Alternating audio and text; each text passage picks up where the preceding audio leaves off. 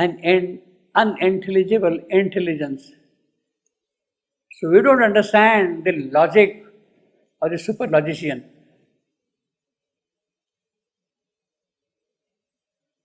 Why all that thing? Invents creation's paradox. He has done all that thing for a purpose. You see. Spiritual thought is crammed in matter's forms. Yes, matter is full of the spirituality. The spirit is present there. If you are not aware of it, it does not mean that it is not there.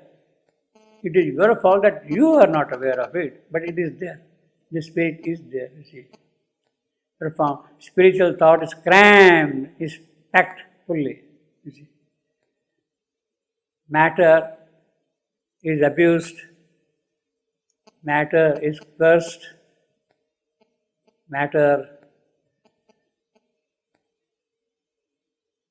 is condemned in every way. But people don't understand. We don't understand. Our intelligence does not understand that after all, matter is also the creation of the Spirit, of the Supreme Spirit. So it cannot be but that. It is not that at the moment, because there is the veil of the Absolute. He has purposely put that veil on. Spiritual thought is crammed in matter's form. Unseen, it throws out a dumb energy and works a miracle by a machine. All here is a mystery of contraries, day and night, good and evil, sin and virtue, darkness and light. All these are contraries, heat and cold. All that is a mystery.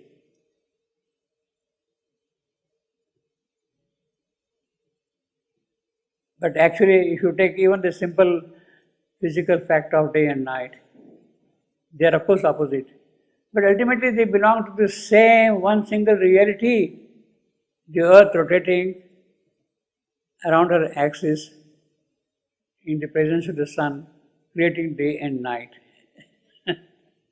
They belong to the same reality. There is really nothing dark and nothing bright. They belong to the same reality actually. Darkness, a magic of self-hidden light. Yeah, there you are, you see.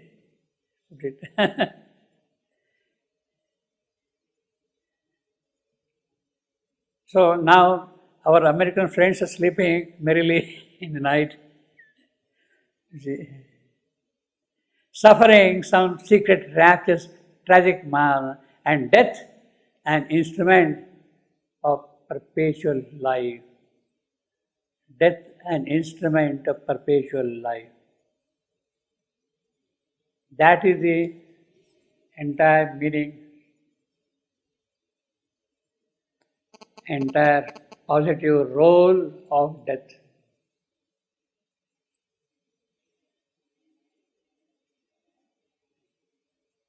A flower blooms in the morning, it fades in the evening, next morning a flower comes. It is by death the perpetuity of the flower is maintained. So the perpetuity of flower is its immortality. Flower is always there. Flowers come and go, but flower is always there. So the flower is immortal. The perpetuity of the flower is carried forward constantly by death. Men die that man may live. It goes on like that. So, in the presence of death, there is a inbuilt perpetuity of life. In fact, death is the promoter of life. Death is the promoter of life. Without death, life would not have been able to make progress. It is death which helps life to progress. It's a fact.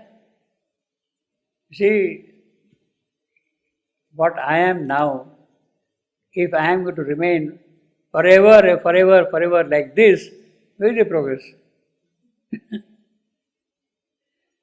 Where is the progress? In order to make progress, I must die, take new birth, and make. So keep on building up brick above brick, your house, your mansion, or whatever you call it, your palace, you see, and make progress, you see. That is how the psychic being grows. It draws from the universal, the vital, the mental, the physical, assimilates whatever is there in a given life, assimilates that becomes its store, that becomes its punya, and then dies, takes another birth, builds up again.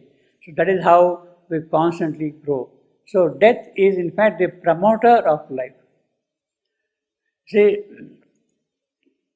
here only in this book, we'll see later on also.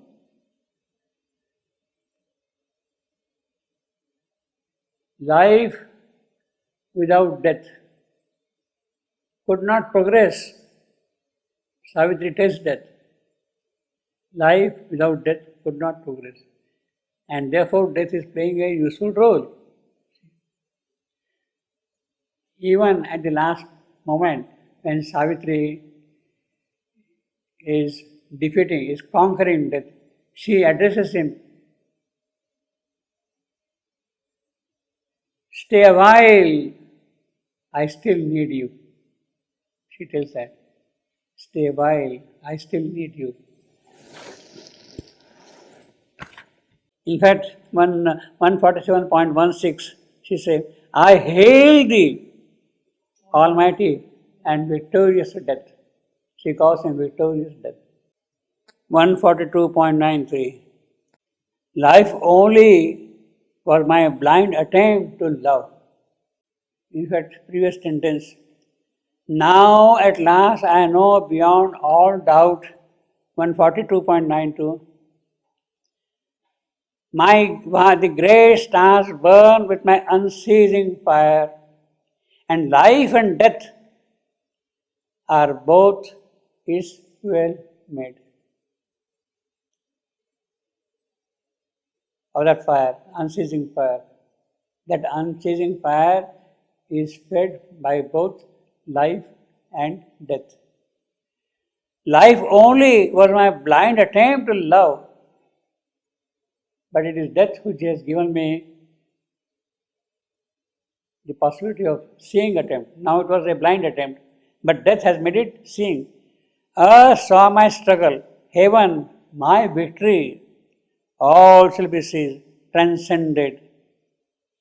There shall kiss certain, casting their veils before the marriage fire, the eternal bridegroom and eternal bride. So she says, life only was my blind attempt, but because of death, it has become a seeing attempt, a fruitful attempt. And death, an instrument of perpetual life.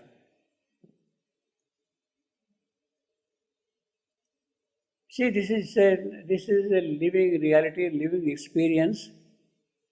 Therefore, the poet does not forget what he has written earlier, what he is going to write later on. And there is a kind of a...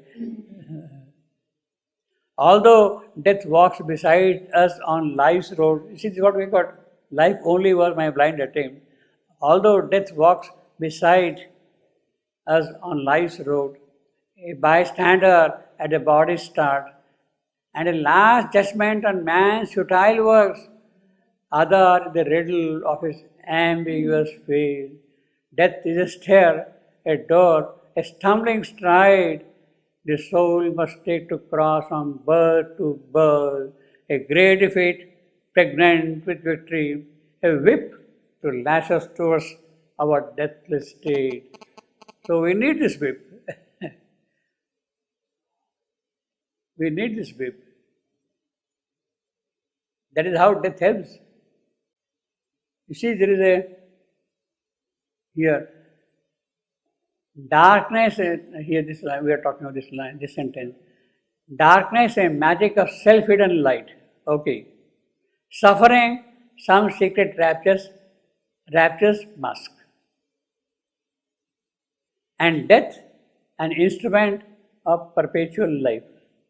So we have got contrast here, darkness and light, suffering and rapture, death and life. Contrast. But in this line, although death walks beside us on life, this is death and this life. See, these are persons. The other are qualities. Darkness and light, suffering and rapture, death and life. In this contrast are qualities, are states, conditions. Whereas in this sentence, death walks beside us on life. So these are personifications of both life and death.